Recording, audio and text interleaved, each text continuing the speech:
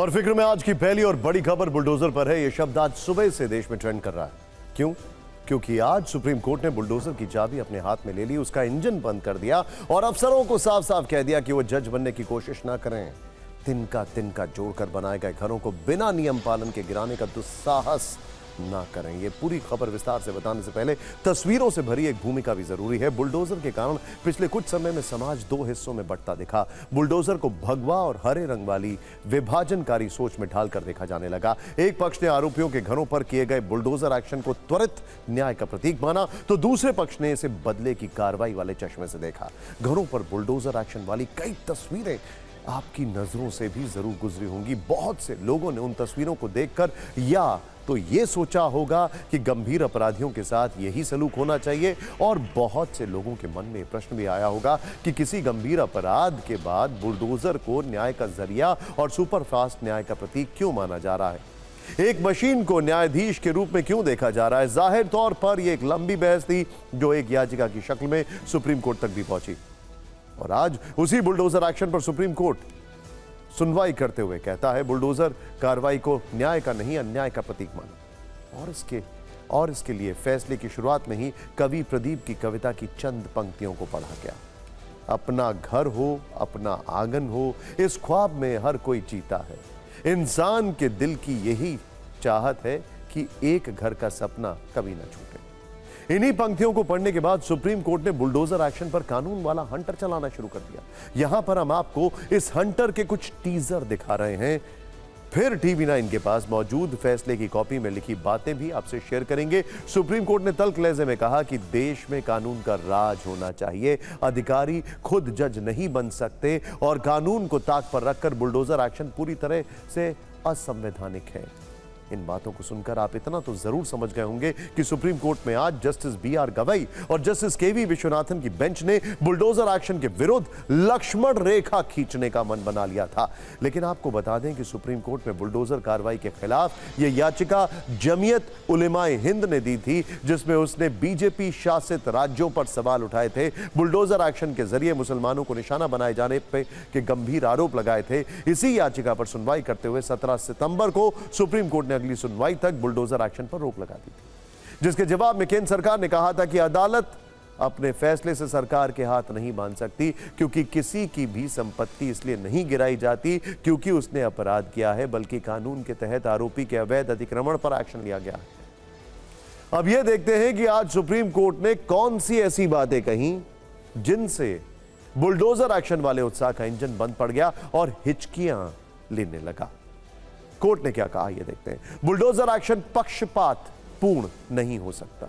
Bulldozer action का मनमाना रवैया बर्दाश्त नहीं होगा। आरोपी के किए की सजा घर तोड़कर पूरे परिवार को नहीं दे सकते, क्योंकि घर एक सपने की तरह होता है। किसी का घर ही उसकी अंतिम सुरक्षा होती है। यह बरसों का संघर्ष है और सम्मान की निशानी है। घर बनाना इस देश में हर एक व्यक्ति का मौलिक अधिकार है, और घर बनाना राइट टू शेल्टर के तहत आता है। उस व्यक्ति से यह अधिकार बिना ठोस वजह के नहीं छीना जा सकता है। लेकिन अगर घर गिराया ही जाता है तो अधिकारी को फिर यह भी साबित करना होगा कि उसके पास यही आखिरी रास्ता था। सोचिए जरा, आरोपी या दोषियों पर मनमानी कार्रवाई की छूट नहीं मिल सकती है। सत्ता का गलत इस्तेमाल करने वाले अधिकारी को बख्शा नहीं जाएगा। कोई भी राज्य न्यायपालिका की जगह नहीं ले सकता। कानूनी प्रक्रिया के पालन के बिना निर्माण को तोड़ा नहीं जा सकता। सुप्रीम कोर्ट ने इन बातों को कहने के बाद बुलडोजर एक्शन को लेकर अधिकारियों को कुछ दिशा निर्देश भी जारी किए। सुप्रीम कोर्ट ने कहा कि विध्वंस से पहले आदेश के खिलाफ अपील का वक्त देना होगा। रातों रात घर गिरा दिए जाने पर महिलाएं, बच्चे सड़कों पर आ जाते हैं, और यह कहीं से भी अच्छा दृश्य नहीं हो सकता। इसीलिए घर गिराने से पहले 15 दिन का नोटिस देना होगा। नोटिस को या तो घर की दीवारों पर चस्पा करना होगा, या फिर नोटिस को रजिस्टर्ड डाक के जरिए मकान मालिक को भेजना होगा। इसके अलावा 3 महीने में पोर्टल बना कर नोटिस को साझा भी करना होगा। डिजिटल पोर्टल में नोटिस और ऑर्डर की पूरी जानकारी भी होनी चाहिए। नोटिस में बताना होगा कि घर कैसे अवैध है और क्या कागज चाहिए। बिना कारण बताओ नोटिस के कोई तोड़फोड़ असंवैधानिक मानी जाएगी। नोटिस की जानकारी स्थानीय प्रशासन को भी देनी होगी और निर्माण गिराए जाने की वीडियोग्राफी करानी होगी। लेकिन इसके साथ सुप्रीम कोर्ट ने एक और बड़ी बात जोड़ दी कि सार्वजनिक भूमि पर हुए अनाधिकृत निर्माण पर यह निर्देश लागू नहीं होगा। यानी अतिक्रमण के तहत कार्रवाई की जा सकती है। अतिक्रमण हटाने के तहत सोचिए जरा, ये एक बहुत बड़ा अपने आप में इसमें एक फैक्टर है जो आने वाले समय में कैसे वे इन होगा, ये हम आपको अभी दिखाने वाले हैं। जाहिर है सुप्रीम कोर्ट ने जब बुलडोजर कार्रवाई के विरुद्ध इतनी बड़ी लकीर खींची तो देश में इस पर सियासत भी होनी थी। समाजवादी पार्टी के अध्यक्ष अखिलेश यादव ने योगी सरकार के खिलाफ कटाक्ष वाले चिरपरिचित अंदाज में एक पोस्ट लिखी, जिसमें उन्होंने कहा उसने घर का मतलब भला क्या है जाना, जिसने सियासत की गद्दी को घर है माना। यूपी कांग्रेस अध्यक्ष अजय राय ने कहा कि इस फैसले से यूपी में जंगल राज समाप्त हो जाएगा। याचिकाकर्ता के तौर पर जमीयत उलेमाए हिंद के अध्यक्ष मौलाना अरशद मदनी ने भी कहा कि सरकारों की ओर से मानवाधिकारों के उल्लंघन पर सुप्रीम कोर्ट ने सख्त टिप्पणी की है और मजबूत फैसला सुनाया है। सुप्रीम कोर्ट के फैसले पर विपक्ष के अलावा सत्ता पक्ष से यूपी सरकार की भी प्रतिक्रिया आई। इसमें कहा गया कि सुशासन की पहली शर्त होती है कानून का राज। सुप्रीम कोर्ट का फैसला स्वागत योग्य है और इस फैसले से अपराधियों के मन में कानून का भय होगा। इस मुद्दे पर ऐसी और भी राजनीतिक टिप्पणियां जो है वो ट्रेंड कर रही हैं और फिक्र की इस छोटी सी रील में आपको सारे रंग देखने को मिलेंगे।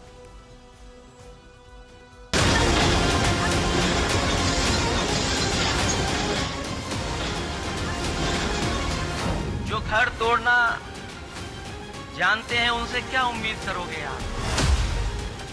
जो घर तोड़ने में सेकंड न लेते हो उनसे क्या उम्मीद करते हो? कम से कम आज के बाद उनका बुलडोजर हमेशा हमेशा के लिए खड़ा हो जाएगा गैराज में। अब किसी गरीब का घर नहीं टूटेगा। भारतीय जनता पार्टी माननीय न्यायालय के द्वारा कोई भी आदेश आता है उसका सम्मान करती है। आदेश का अध्ययन किया जाएगा, जो आदेश होगा उसका पालन होगा।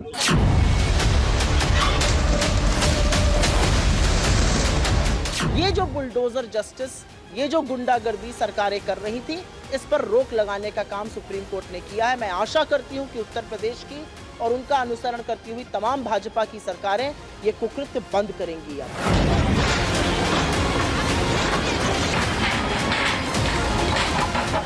ऐसे लोगों के खिलाफ कार्रवाई भी होनी चाहिए जिन लोगों की दुनिया को लूट दिया गया है, बर्बाद कर दिया गया है।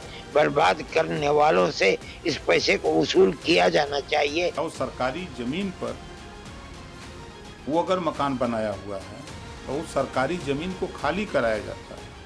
सरकार किसी की निजी संपत्ति पर कभी मकान गिराने का काम नहीं करती। देखिए, सियासत अपनी जगह है, लेकिन यहां पर एक और जरूरी बात यह है कि किसी अपराधी का घर गिराया जाना जायज नहीं है, क्योंकि किसी एक शख्स की सजा उसके पूरे परिवार को देना कभी इंसाफ नहीं कहा जा सकता है। यह समझना होगा कि बुलडोजर कोई न्यायाधीश नहीं है। किसी आरोपी या अपराधी का मकान गिराने से हो सकता है थोड़ी देर के लिए कुछ लोगों में इंस्टेंट इंसाफ की फीलिंग आ जाती हो, लेकिन सच यह है कि वो इंसाफ नहीं बल्कि बदला है, और इंसाफ और बदले में बहुत फर्क होता है। वैसे बुलडोजर एक्शन पर सुप्रीम कोर्ट के फैसले के बाद यूपी से एक नया अपडेट ये आ रहा है। ध्यान से देखिए, जौनपुर में ताइक्वांडो खिलाड़ी अनुराग यादव की हत्या के आरोपियों के घर आज प्रशासन की ओर से नोटिस चस्पा किया गया है। प्रशासन को ऐसी जानकारी मिली है कि आरोपियों ने ग्राम सभा की जमीन को कब्जा करके अपना घर बना लिया था। हत्याकांड के बाद जिला प्रशासन ने जब घर की जांच कराई तब यह खुलासा हुआ और नोटिस चस्पा किए जाने के बाद अवैध अतिक्रमण पर एक्शन होने की संभावना है। साथ में इस अवैध निर्माण को लेकर आरोपियों के विरुद्ध अर्थदंड यानी जुर्माना भी लगाया गया।